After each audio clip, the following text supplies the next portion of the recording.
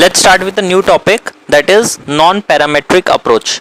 Earlier, when we have studied the parametric approaches, we have defined that our return follows a particular distribution, whether it's normal or it's log normal. Okay, means our data is completely, or we can say that our results are completely assumption based, that our return follows either normal distribution or log normal distribution.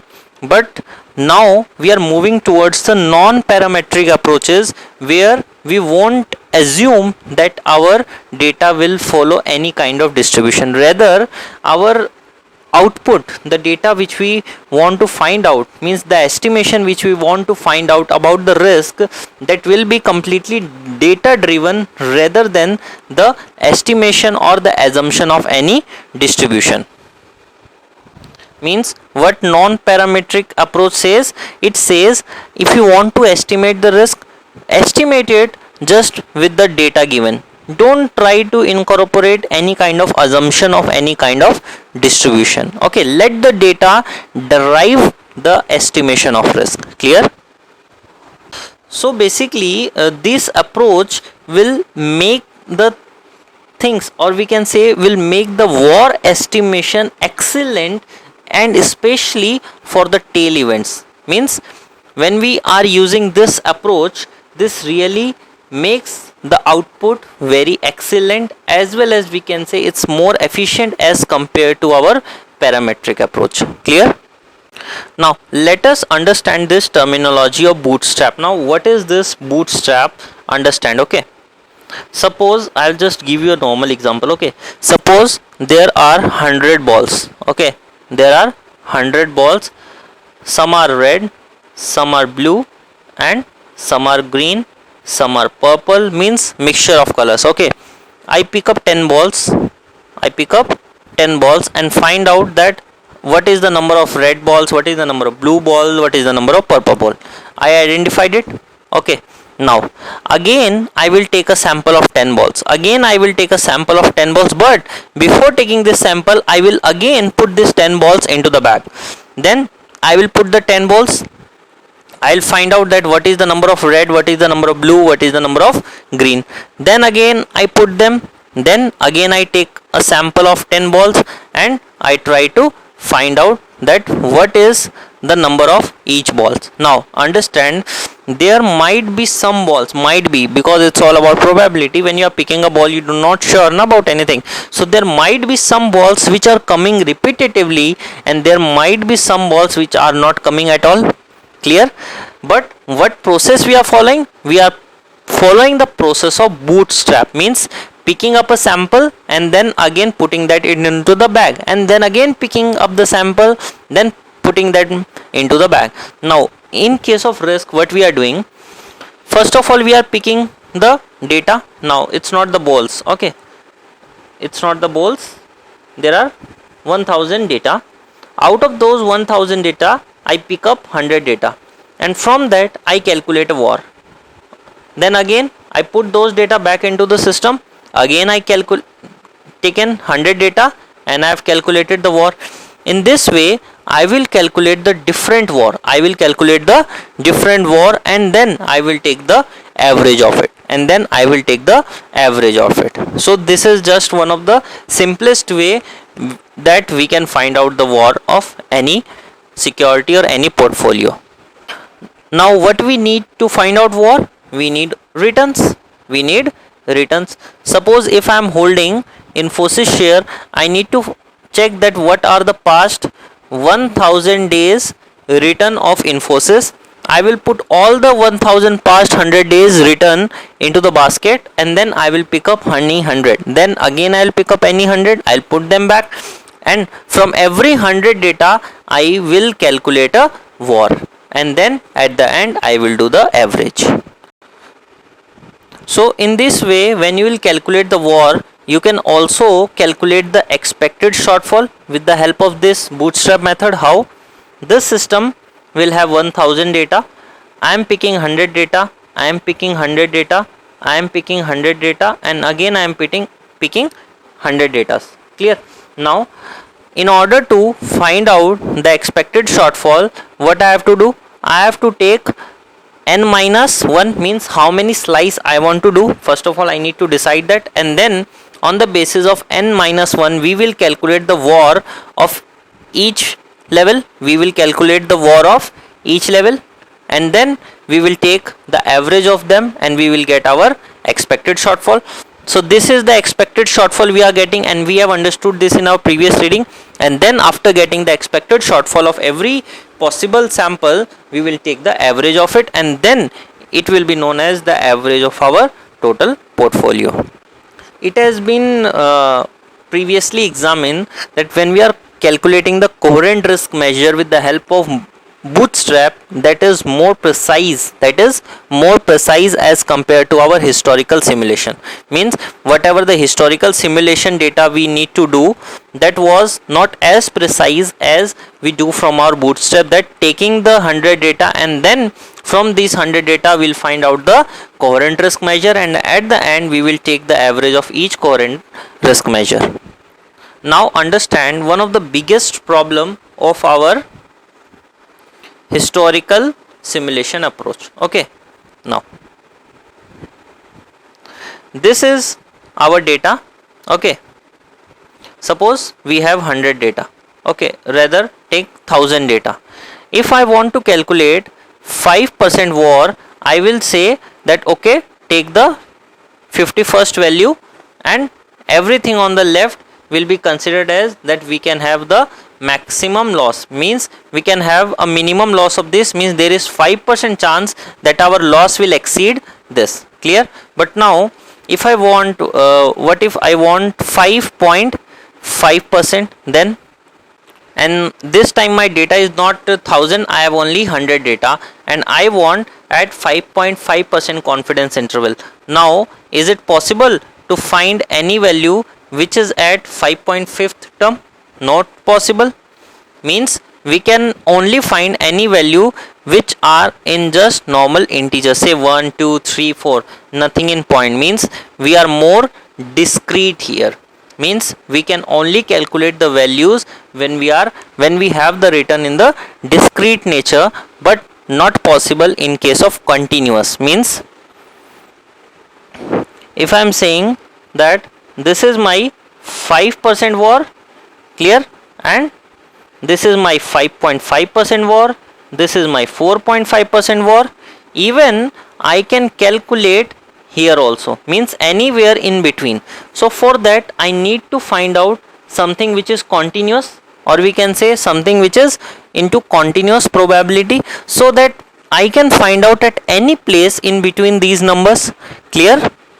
Now when we are saying that how our data really arranged, let us understand it is usually arranged in case of histograms. Okay, something like that.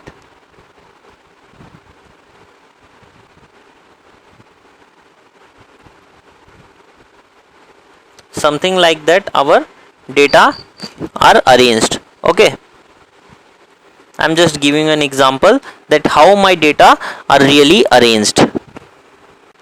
Their height shows the probability, means what is the probability of that outcome. Means suppose here I am saying the minus 5% return, minus 4.5% return, minus 2% return, minus 1% return, 0%, 1 2 3 4 5. So what is the probability of minus 5%? Only this much. What is the probability of minus 4.5%? So these are arranged in terms of probability. Clear? And now suppose I want to calculate at 5% confidence interval and it is coming at minus 4.5% as per the data arranged. So I can say, but now when I want 5.5% VAR, then how will I calculate?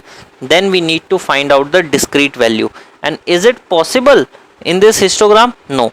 So what we have to do, we will take the midpoint of each bar. We will take the midpoint of each bar and then we will join our graph, and then we will join our graph like this. Clear?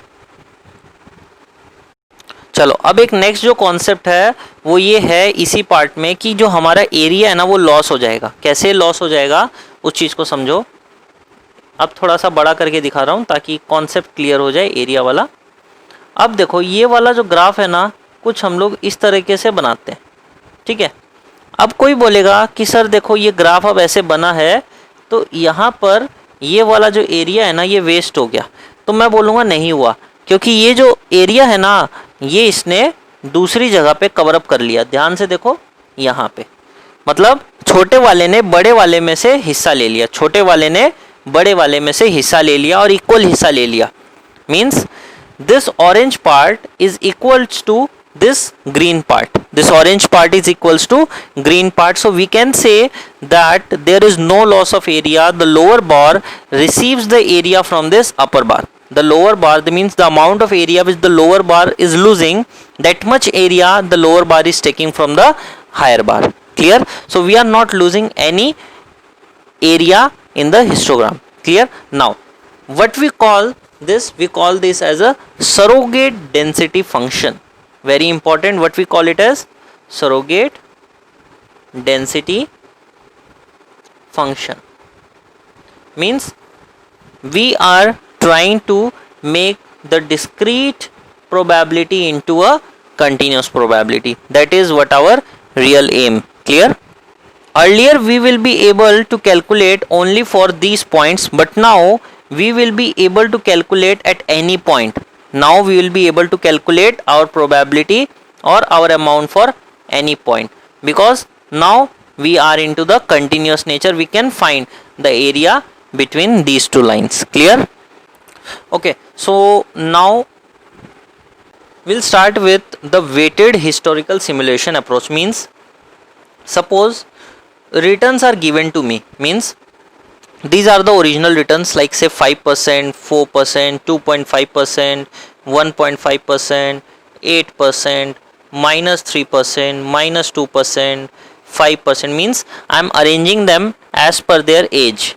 Means these are the oldest and this is the newest.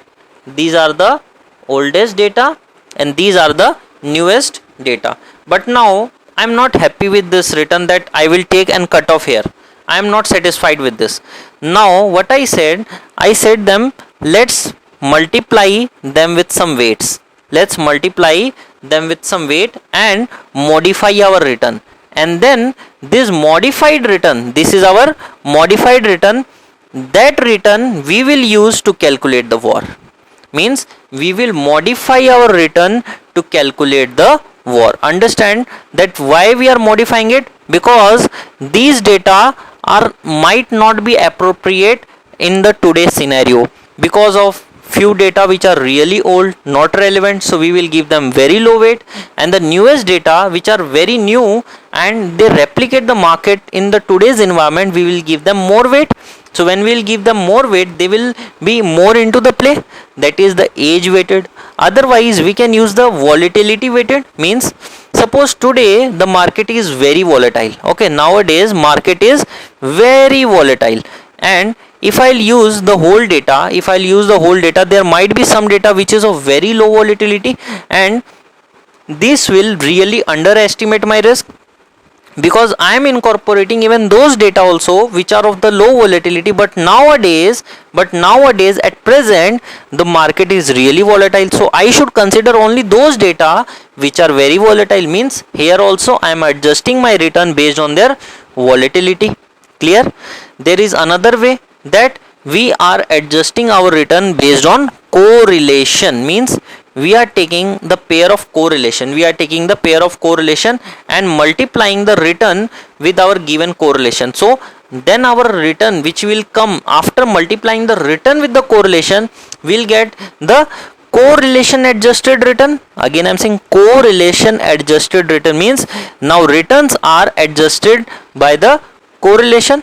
Clear? So there we will get many returns, and from these many returns we will calculate our VAR. Means what we are doing, we are trying to modify our returns so that we can get the accurate VAR which we wanted, because our data might not be suitable to the present scenario. Clear? Now understand one more important thing, what we used to do in our previous calculation when we are doing the historical simulation, okay, and we are calculating the war, we are giving the equal weights. We are giving the equal weights to all the data first of all, okay. And there is one more thing, that there are few data which are completely old.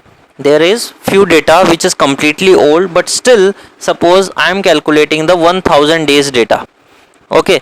The data which is on the 900 day is also included, means this data is quite very old, means this data is also included in our computation, or we can say calculation. So this is also a ghost effect, means something which is irrelevant, still we are including them. Clear? And one more thing, when we are calculating the war say at 5%, and this is the point of 5%, data on the right and the data on the left completely have a zero weight, completely have the zero weight, means we are giving the 100% weight to a single figure. Clear? And the next assumption which we used to do is that all our observations are independent and identically distributed, means all my data are independent, means this data of the first day and this data of the second day, they are completely independent, okay. But this can be violated if there is some seasonal volatility, means there might be some stock such as a rain industry, okay. Rain industry, it is particularly a stock which is into the most volatile period during the monsoon seasons, okay, because their business is completely related with the agriculture. Clear? So now we need to improve our historical simulation which have these two problems. One is the ghost effect, that we are including the very old data and giving them the equal weight as the weights given to the new data, and second is we are not considering the volatility change as well as correlation also. Clear? Because we are considering them as independent, might be it's not. Clear? Now suppose today I am standing, okay. Now whatever the data behind today are old data for me, okay. So if I am standing today, I will take the data which is just one day before today, okay. That data I will consider as W1. That data I will consider as W1. Clear? Now what is W1? This is nothing but a weight to this data, or we can say it is a probability weight. What it is? It is a probability weight. Now what is the weight to this data? The weight to this data is lambda W1, means we are decaying this weight, we are reducing the weight, means suppose if this weight is 1, suppose I am just giving you an example, this weight is 1, okay. Now this is W2, okay. Again I will write W1, and then how to calculate W2? That is lambda into W1. What is the weight to W1? That I am multiplying with the lambda to calculate the weight of W2, and then W3 is equals to lambda square into weight 1, means I am using the weight 1 and calculating the weights of the older data. This is the third day. Suppose I want to calculate the fourth day, it will be lambda cube weight 1. Now if my W1 is 1, suppose my W1 is 1 and my lambda is 0.8. Now what is the weight to second? The weight to second is 0.8. Why? Because lambda into 1, 0.8. See, this lambda is reducing the weight as you are going down. Now this is lambda square, means 0.8 into 0.8, that is 0.64. So see, the weight for the first day it's 1, for second it's 0.8, for third it's 0.64, means the more older you are getting, the weights are reducing. The more older you are getting, your weights are reducing. Clear? Now suppose what will be the weight for W4? It will be 0.8 into 0.8 into 0.8 into 1, that is 0.512. So again it reduced, means the more older we are getting the less amount of weight. Clear? So now what is this lambda?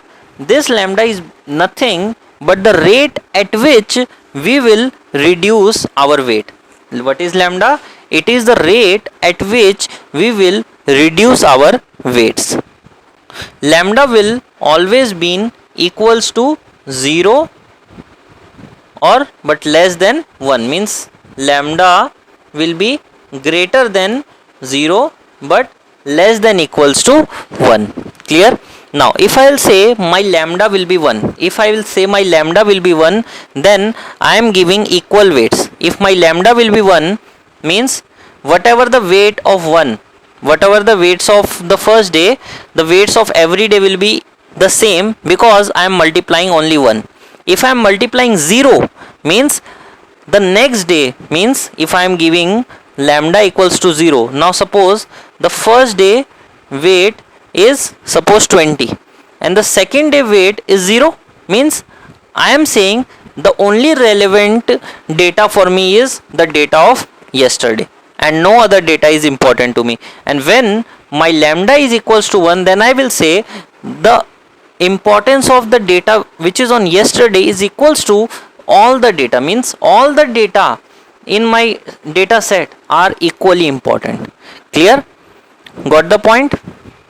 So we can say lower the value of lambda, higher the decay of the weight. Lower the value of lambda, higher the decay of weight. Means if my lambda is say 0.1, okay, weight of first day is 1 and weight of second day is 0.1, weight of third day is 0.001.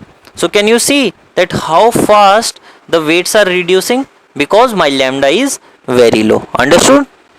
Now if someone will ask you that what is the weight of 15 day, what is the weight of 15 day, then what you will do? So we have the value of lambda, and with that value of lambda we will calculate the weight of the 15 day. That is, the value of lambda is equals to 15 minus 1, that is 14, bracket open, 1 minus the value of lambda divided by 1 minus lambda to the power 15. So from this formula, if I want to calculate the weight of first day, what it will be? It is lambda n minus 1. So it will be n minus, means 1 minus 1 0. Okay, so it will not be there. Next 1 minus lambda divided by 1 minus lambda to the power n, means 1. Clear? So what is the formula? Let me write it down for you. It is weight of I, means number of day. Which numbers of day I want to calculate? Lambda I minus 1, bracket open, 1 minus lambda, bracket close. Okay, it's cube. No, it's cube not, it's I. Clear? So this is the way we will calculate it. So we will know that what will be my lambda, and with the help of lambda I will calculate the weights. Clear? Now this approach is also known as the hybrid approach. This approach is also known as the hybrid approach. I have already given you the intuition of this topic. The intuition is that if you are in a current situation, okay, this is your current situation. Current situation can be volatile, okay, more volatile, or it can be less volatile. Now in the market of more volatile, when you are in the market of more volatile and you are using the data which is low volatile, you will underestimate the risk. First point. Second, if you are in the market of less volatility and if you will use the data which includes the high volatility, then you will overestimate the risk. So you have to adjust your returns based on the volatility. Means whatever will be the volatility that you will use, and you will adjust your volatility, means you will change your returns. Now understand, we are calculating the volatility adjusted return, means this is our side of volatility adjusted return, means after all our adjustment, this is our return which we use to calculate our VAR. Now this is the actual return from the data we have taken. Now what we are doing, we are multiplying the data with the current volatility, means what is the volatility today, and we are dividing it by the volatility one day before, and that will be calculated by the model such as Garch or EWMA. Clear? Now understand the scenario. If my current volatility is higher as compared to the volatility of one day, then the value of this will be high, and that will be multiply to increase our return. Means this is nothing but the amplifier. Okay, just like the beta, this is nothing but the amplifier. Means if my current volatility is high, then when return will be multiplied with the higher current volatility, my volatility adjusted return will be high. Now it can be, if it will be positive 5% and this section is coming as 2, means it will amplify my actual return of 5% to 10%. Now suppose you are thinking this on the positive side, but now if this is not 5%, this is minus 3.5%. now minus 3.5% will be amplified, and this is not 2, this is 3. So I'll be using minus 10.5%. So can you see that how much VAR is going to impacted when we are using this volatility adjusted return? Means if we are not adjusting our return, then we will be using 3.5%, but now we are adjusting our return and we are using minus 10.5%. so can you see that how much it's going to impact our VAR? It's going to impact on a huge basis. So that what we are doing, we are making our return volatility adjusted based on the today's volatility and the volatility just one day before. Clear? Next we have is our correlation weighted historical simulation, and here we will be using a matrix. Okay, here we will be using a matrix. Okay, variance covariance matrix. Now what is this variance covariance matrix? Here we have the variance, and in this side we have covariance. We have previously seen that how in the matrices the data arranged. Now understand, first of all we have the correlation. Okay, we have the data as the correlation, but now we are adjusting our correlation, we are also adjusting our correlation. So now this matrices which we have received after adjusting, that is our adjusted variance covariance matrices, and that we are multiplying with our return, and after that we will be getting the correlation adjusted return. So whatever will be my original return, that will be multiplied with the variance as well as the covariance. Means we are capturing the factor of volatility through variance, and we are capture the factor of correlation through covariance. Means this is more better method of calculating the VAR, because here we are adjusting the return for both the things, for variance as well as for the covariance. Means here we are incorporating the volatility as well as we are incorporating the correlations. Here we don't have any kind of practical question for this chapter, not even a single problem. So don't feel like that we are not having any practical stuff in this, because our reading don't assign anything. We just have to understand the what is their implication and what is the intuition behind this methods. Clear? Now our last method is our filtered historical simulation, and this is one of the most complicated method of the non-parametric estimation. Clear? And now what this process do, first understand. It will be more better if you'll write the steps of this method, otherwise it will be very complicated. So what is the first point? That write down, it combines the historical simulation, that whatever my historical simulation is there, I am combining them with the conditional volatility model. Means conditional volatility model, that is the GARCH. Okay, we have a GARCH as well as we have the historical simulation. In this method we are trying to combine them. Clear? So can we say that we are incorporating our traditional method, that is the historical simulation approach, along with that we are using a model which is incorporating the changing volatility. Clear? So from this only we can see that we are incorporating our past historical or the traditional method along with the changing volatility model, that is the GARCH. So can we say that we are successful in incorporating the conditional volatility as well as the volatility clustering. Means whatever there will be the change in the volatility in the market, that we will be able to capture with the help of the Garch model. Clear? So after taking this Garch approach, we will be able to forecast the volatility for each of the sample period. Means whatever the sample period we are taking, means out of the 1000 data, if we are taking the sample period of 100 data, we are forecasting the volatility for each day, whatever will be the volatility for each day, and then we are standardizing this volatility. How we are standardizing? We are taking the volatility which we have calculated and we are trying to divide it by the realized return. Means whatever the return we are getting, means what I am calculating here, for 1% of return, for 1% of return, what will be my volatility? So that is my standardized volatility. Clear? And next, the last step which we are using our bootstrap. So in this method we are using the bootstrap, and that will be used to simulate the returns, and that will incorporate the current volatility as well.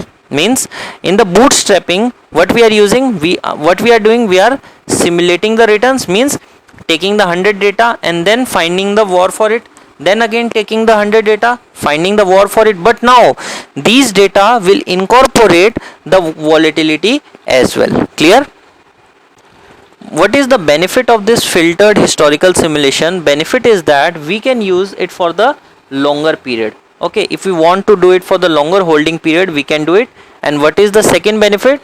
We can do it for multi-asset portfolio. If there are many assets in the portfolio, we can use this. So this is the important points. So what are the benefit of using this filtered approach? We are using the historical simulation, we are using the Garch model to incorporate the volatility, and along with that we are using the bootstrapping. So this make the model very rich to calculate the risk of the portfolio, and we can use it for the longer time period as well as for the multi-assets portfolio. So now what are the benefits, or we can say what are the advantages of non-parametric method? First of all, you can do it over a spreadsheet. So we can say that the computational way is quite simple. Means we can use the spreadsheet or Excel sheet and we can find out the VAR by fitting up the few formulas. Second, we don't have to assume any kind of distribution, whether it's normal or log normal, as well as we are not concerned about the whether the data is of skewness, fat tails, anything. Okay, kurtosis, we are not at all worried. Next, we have the data available in our hand, so we don't have to make any kind of adjustment to it. Adjustment with relation to financial statement adjustment means this is the return data. We don't have to incorporate if there is some change in the financial statement, so we have to change here. Okay, so we don't have to make any kind of adjustment related to our financial statement. And next, we can incorporate the more complex analysis, such as by including the age along with the volatility. Means we have different kinds of adjustment. It's age, there is volatility, there is correlation, there is filtered. Even we can combine these two methods as well. Clear? Means we are including the age as well as we are including the volatility. Now what is the problem of using the non-parametric? First of all, we are using the historical data. Means whatever the returns we have available for the past data, we are trying to modify it, but yes, we have to depend on the historical data. Clear? Now volatile periods means when we are into the volatile periods, it leads to the estimates of VAR and the estimated shortfall too high, and means if our data is very volatile, okay, this will leads to the high amount of VAR. If my data is of low volatility, it will lead to the low amount of VAR. Clear? So we are stuck in between that what kind of data should we use. Again, we can use the volatility adjusted method. Clear? So this is the whole about the chapter.